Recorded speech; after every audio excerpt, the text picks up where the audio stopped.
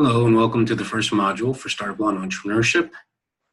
This week we're just going to do a basic overview of entrepreneurship, what it means to be a startup, what are the legal issues that arise for entrepreneurs and startups, and just easily start getting ourselves into the material.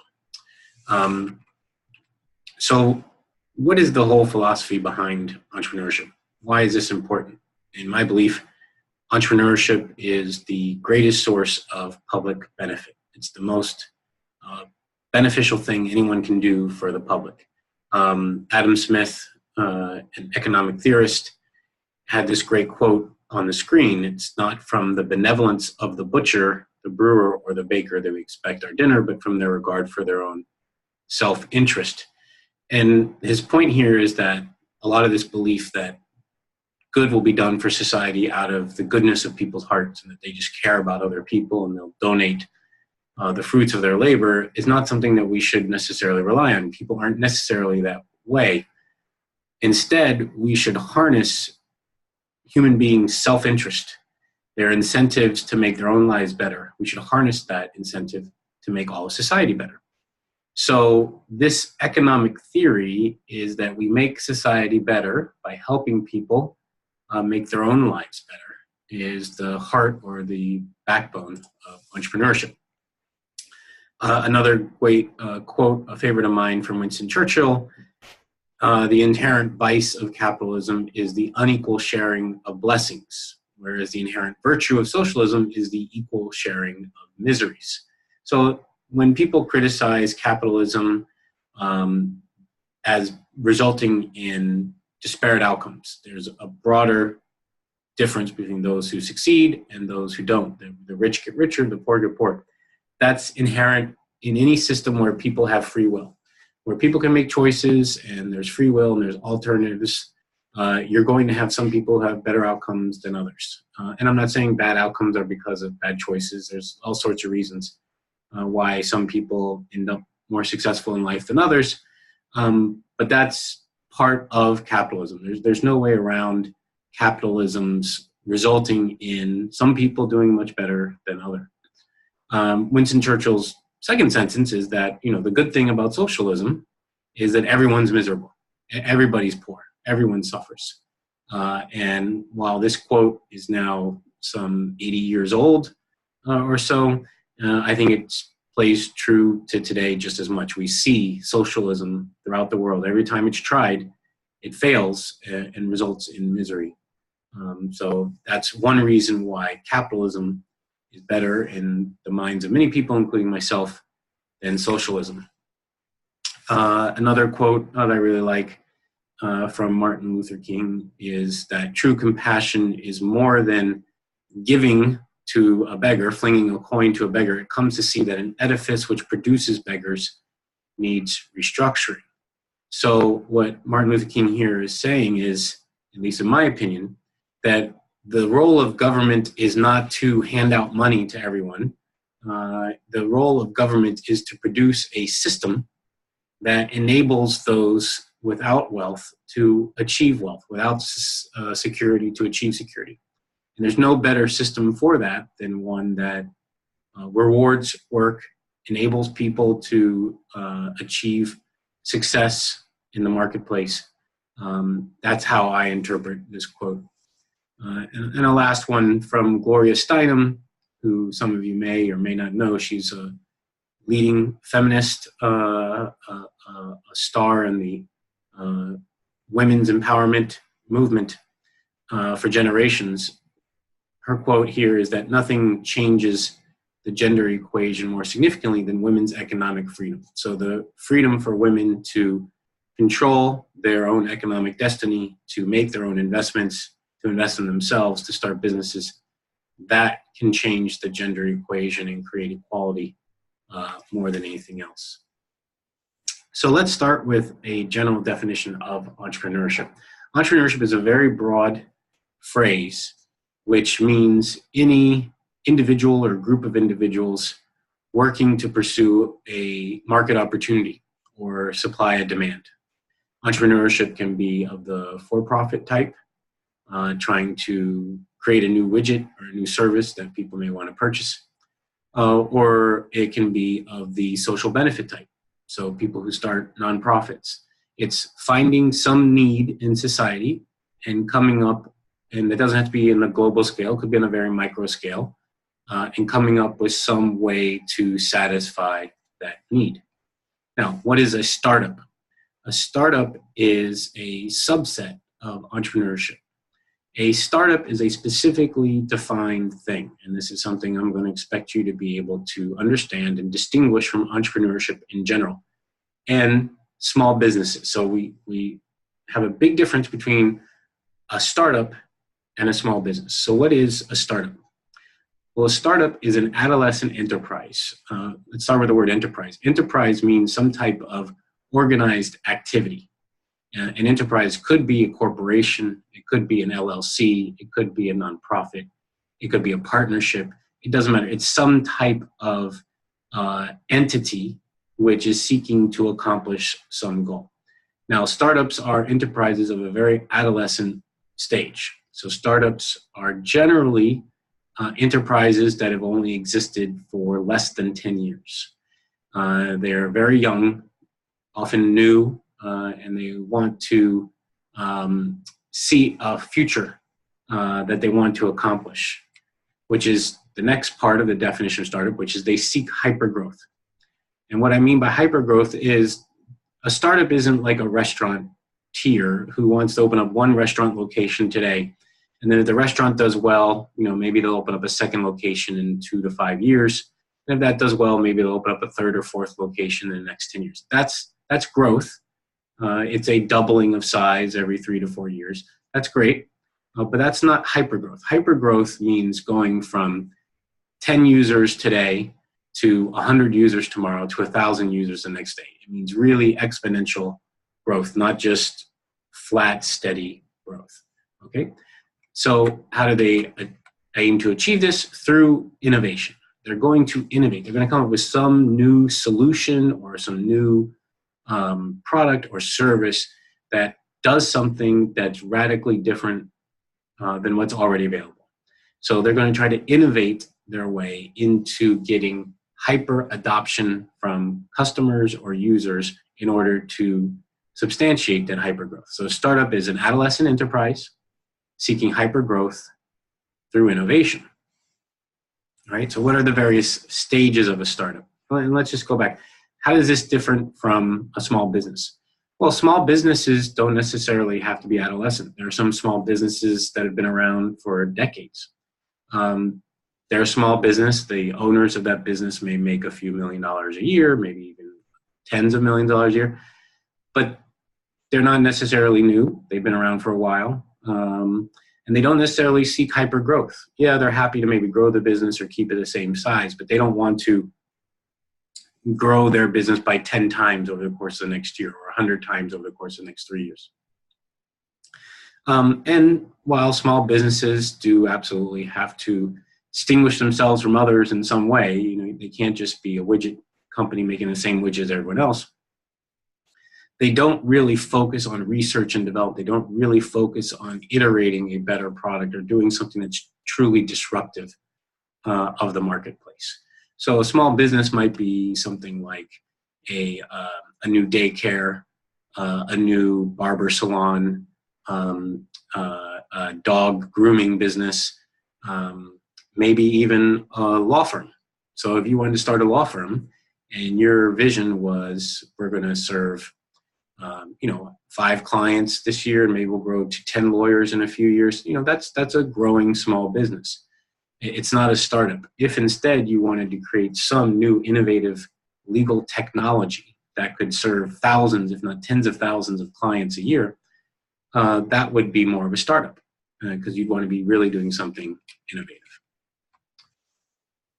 So what are the stages of a startup? We divide up startups into 3 different stages, and because when they go through these different stages, they have different needs and there's different characteristics of each stage of a startup that defines what it is. So what are the different stages of a startup?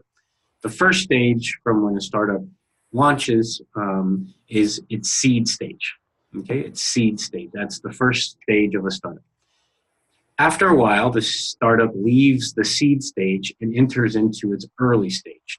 I know this sounds not intuitive. You would think early would be the first stage, but actually early stage startups are not the first stage of a startup. An early stage startup is after it's passed through the seed stage. We'll get into more details in a minute.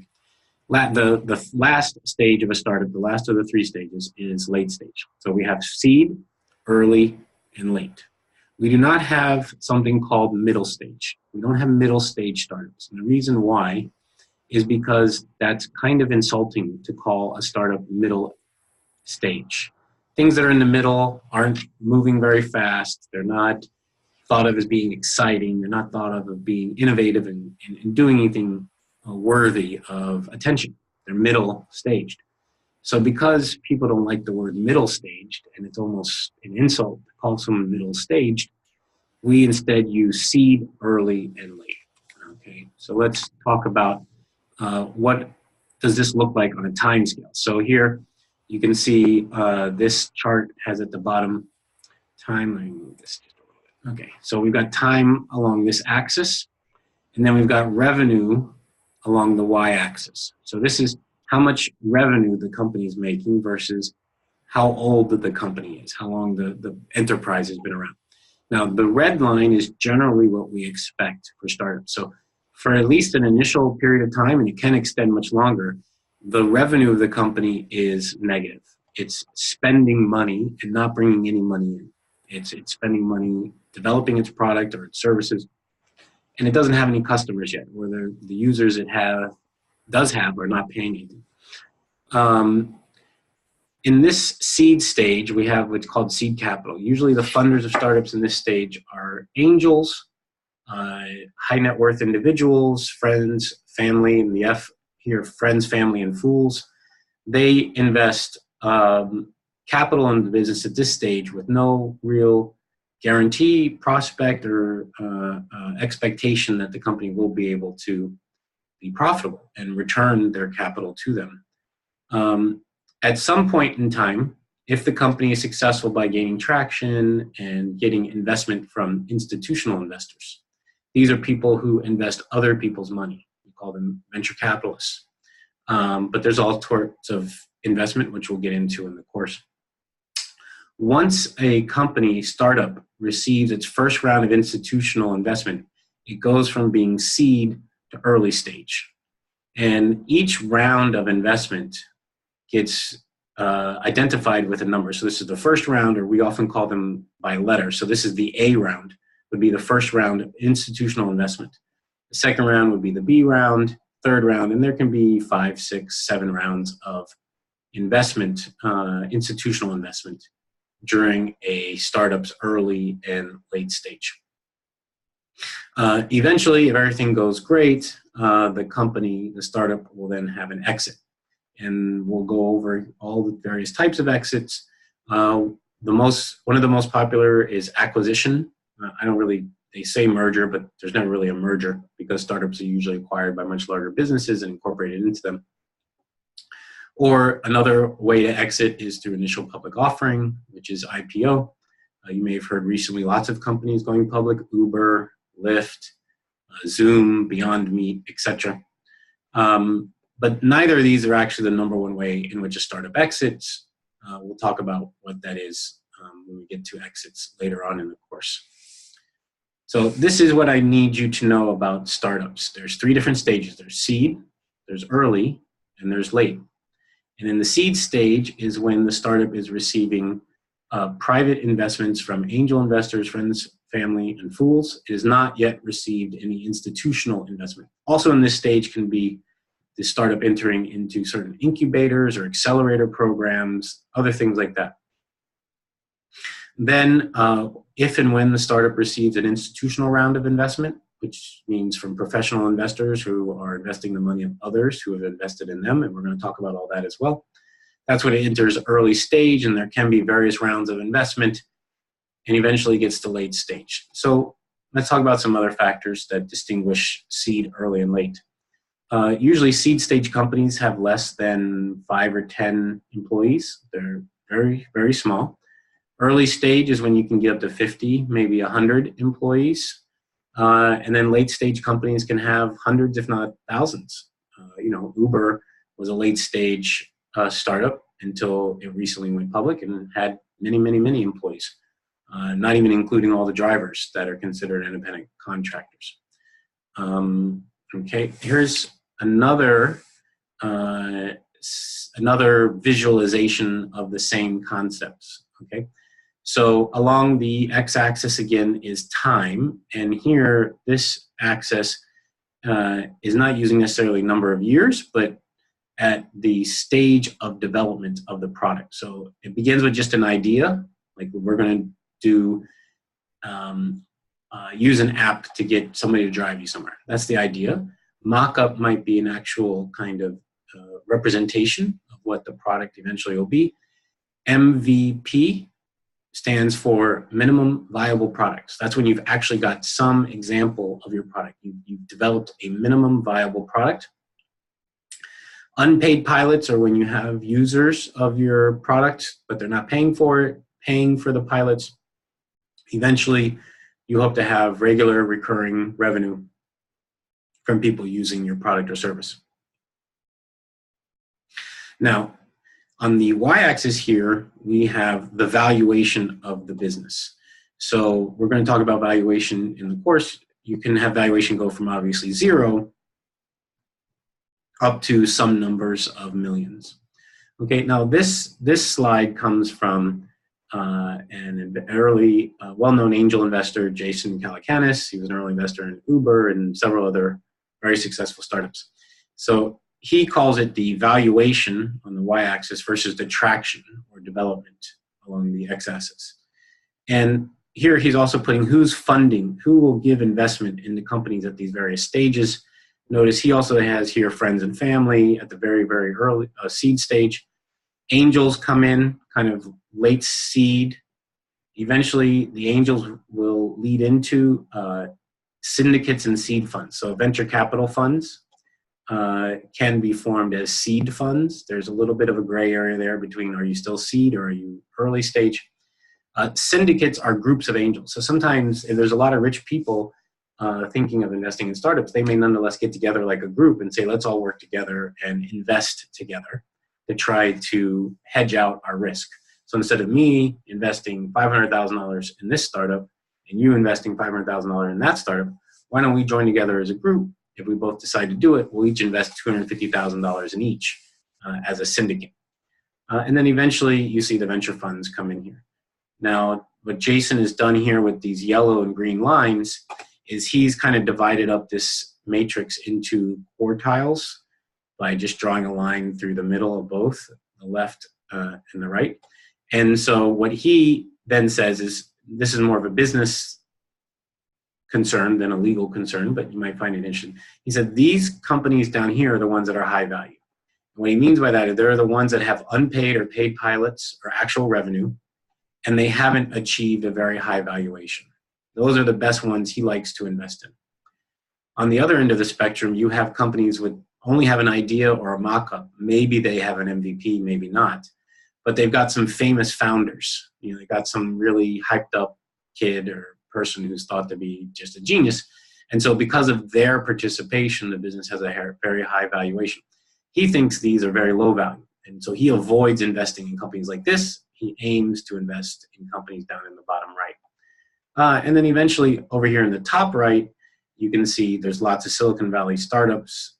And he says they get a higher valuation, whereas non-Valley startups like here in Miami or other locations get a lower valuation simply because they're not in the Valley, even though they may be farther along the traction scale.